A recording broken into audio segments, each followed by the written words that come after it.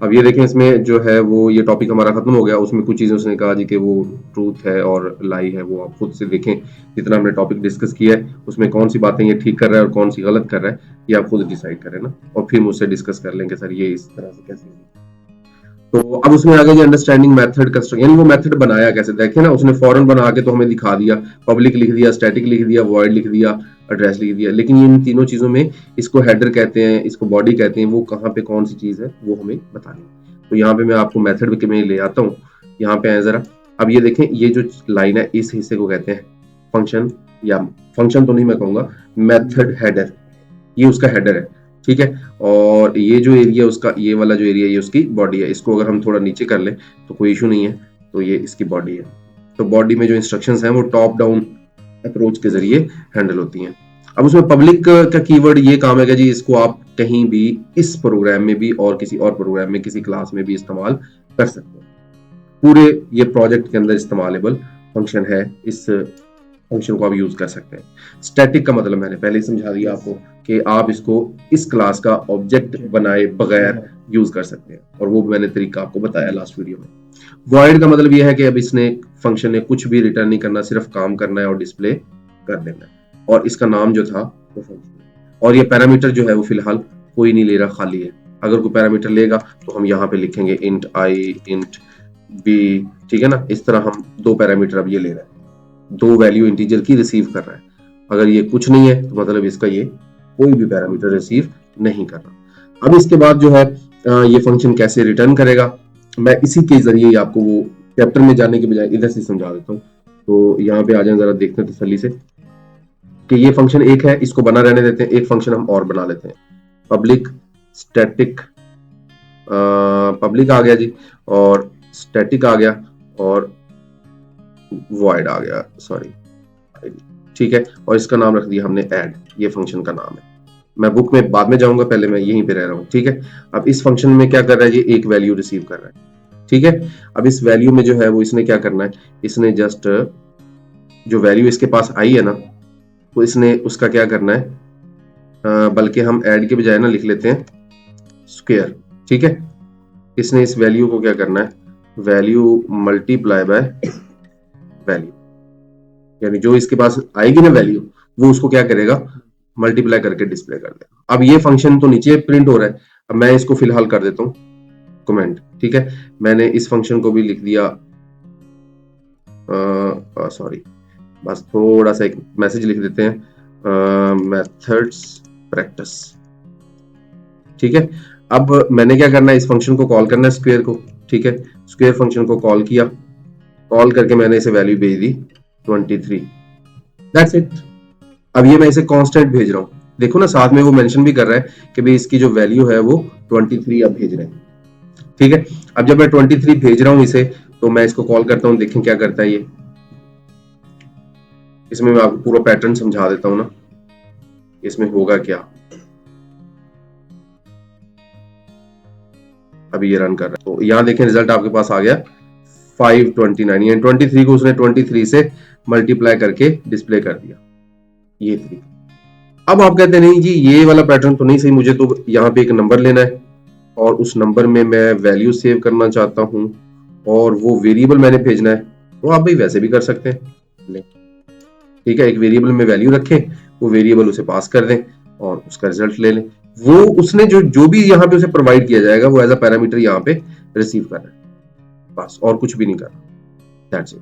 2 2 4 आ जाएगा यहाँ, ठीक है। अब आप यूजर से लेना चाहते हैं तो आप ऑब्वियसली क्या करेंगे, स्कैनर लगाएंगे, ठीक है। जैसे स्कैनर लगाएंगे, स्कैनर के लिए आपने एक ओबीजे बनाया, ठीक है, न्यू स्कैनर, ये देखें ये क्लास का ऑब्जेक्ट बन रहा है, ठीक है। और यहाँ पे क्या लिखना था, सिस्टम डॉट इन के इनपुट के लिए आपने क्या किया जी, एक ऑब्जेक्ट बना लिया। अब आपने चूंकि वो कॉल करना है मेथड, कौन सा मेथड कॉल करना था, नहीं वो वैल्यू देनी ना इसे, तो ओबीजे डॉट, यानी यूजर से वैल्यू लेंगे ना आप। अब जो यूजर वैल्यू देगा वो आएगी नम में, और नम फिर हम स्क्वायर को पास करें, ठीक है। अब वो वैल्यू उसके पास जाएगी और वो फिर हमें स्क्वायर करके रिजल्ट भेजेगा, कौन, स्क्वायर, ठीक है ना। पैटर्न समझ आ रही बात। तो बहुत ही आसान से पैटर्न है। लॉजिक देखें कि पहले हम उसे फंक्शन को हमने बता दिया कि तुमने यार क्या करना है, तुमने ये देखा भी हम इसे वो वैल्यू मांग रहा है, तो मैंने इसे 3 वैल्यू प्रोवाइड की, उसने 9 कर दी। तो देखिए पैटर्न सिर्फ मेथड का ये है, मेथड कहता है जी मैं काम करूंगा अलग बैठ के, मैंने उसे अलग बिठा दिया यहाँ पे, उसके जिम्मे काम लगा दिया। हाँ मैंने अब उसके स्क्वायर करना भी तुमने, जब भी तुम्हारे पास कोई वैल्यू आए ना, पैरामीटर तुम्हारे पास आएगा 3, तुमने उसका मल्टीप्लाई करके रिजल्ट मुझे, अभी मुझे भी नहीं दे रहा, वो खुद ही प्रिंट कर रहा है। अभी मैं इसे मंगवा भी सकता हूँ वापस, क्योंकि तुमने खुद प्रिंट नहीं करना, बल्कि तुमने क्या करना है, मुझे वापस करना है। अभी मैंने आपको एक पैटर्न समझाया, अब इसका दूसरा पैटर्न आएगा, ठीक है ना। अब जब मैंने इससे कहना कि नहीं यार तुम इस तरह करो, तुम खुद ना करो, अब ये तो सेम मेथड हो गया ना कि तुम स्क्वायर रिटर्न करो, ठीक है। तो वो रिटर्न कैसे करेगा, जस्ट यहां पे रिटर्न का कीवर्ड लगेगा और वैल्यू मल्टीप्लाई बाय वैल्यू। अच्छा ये क्या मसला आ रहा है जी, यहाँ पे इसका सिंटैक्स मेरा ख्याल मैंने C++ का लगा दिया। हाँ देखें, अब वो कह रहा है जी आप जब रिटर्न करवा रहे हो ना, तो आप कर रहे हो इंटीजर की वैल्यू रिटर्न, इंटीजर को इंटीजर से मल्टीप्लाई करके रिटर्न कर रहे हो, और यहाँ क्या लिखा हुआ है आपने, तो यहां भी इंट करो, मान गया।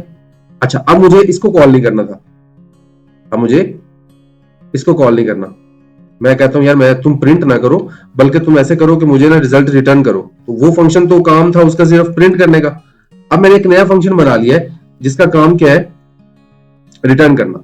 अच्छा अब वो क्या कर रहा है जी, मैं उसे वैल्यू दे रहा हूं नम की, अब वो क्या करेगा, अब आपके सामने कुछ भी नहीं आएगा रिजल्ट, क्योंकि वो रिटर्न कर रहा है। देखना जरा अभी क्या मजा आएगा, अभी मैं उसे वैल्यू दूंगा, वो वैल्यू देके वो कैलकुलेट भी कर लेगा, लेकिन यहां पे कुछ भी नहीं डिस्प्ले होगा, क्योंकि हमने उसे प्रिंट करवाया ही नहीं है। देखो मैं उसे 3 दे रहा हूं ना, कुछ भी नहीं आया। क्यों नहीं आया, क्योंकि वो कह रहा है जी मैं वापस जहां से मुझे आप कॉल कर रहे हो ना, मैंने वापस लाके इधर रख दिए वैल्यू, लेकिन मैंने कहीं सेव ही नहीं करवाई। तो मैं क्या कहता हूं यार मैंने सेव करवानी नहीं है, इतना लंबा रफर मुझे नहीं चाहिए, system dot out dot direct ही जैसे ही वापस आए क्या कर देना, इसे प्रिंट ही कर देना।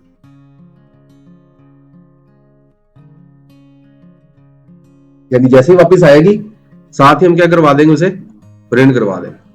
इसका मैं आसान हल भी बता देता हूं, हो सकता है आपके लिए थोड़ा सा मुश्किल हो गया हो कि ये क्या कर रहे हैं सर।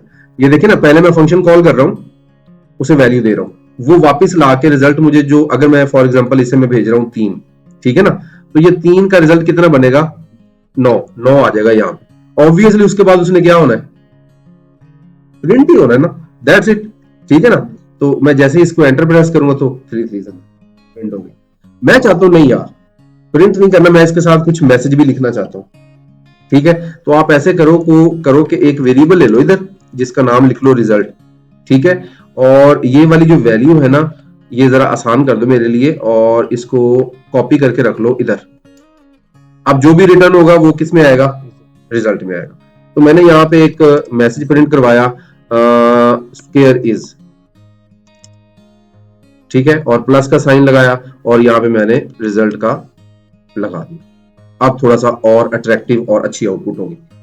अब वो जैसे कॉल होगा वो वापस भेजेगा, अब उसकी जिम्मेदारी क्या है, वापस भेजना, ना कि उसका जिम्मेदारी है शो करवाना। That square is 9।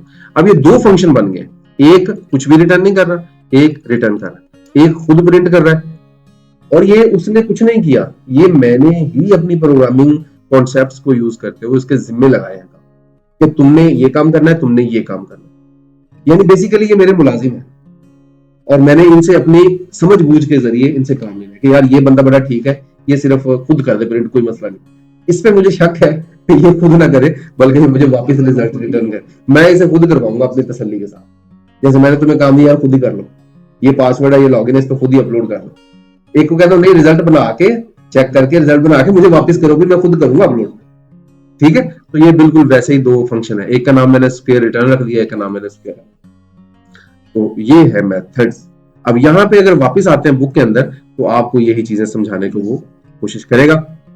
अब देखिए उसने कहा कि जी द मेथड हेडर इज, मैं देखता हूँ जरा वीडियो कितनी लेंथी बन गई, 9 मिनट, बस थोड़ी सी जल्दी खत्म करते हैं इसको।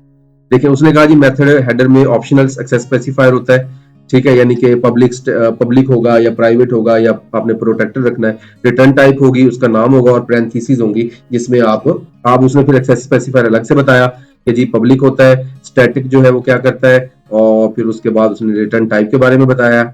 मेरा ख्याल है मैं ये सारी चीजें ऑलरेडी आपको मतलब मेथड का नाम बता दिया। फिर पैरेंथेसिस में क्या होता है, पैरामीटर्स होते हैं, वो पैरामीटर्स कैसे काम करते हैं वो मैंने आपको बता दिया। आई होप कि आपको इसकी अच्छे से समझ आ गई हो। Best of luck.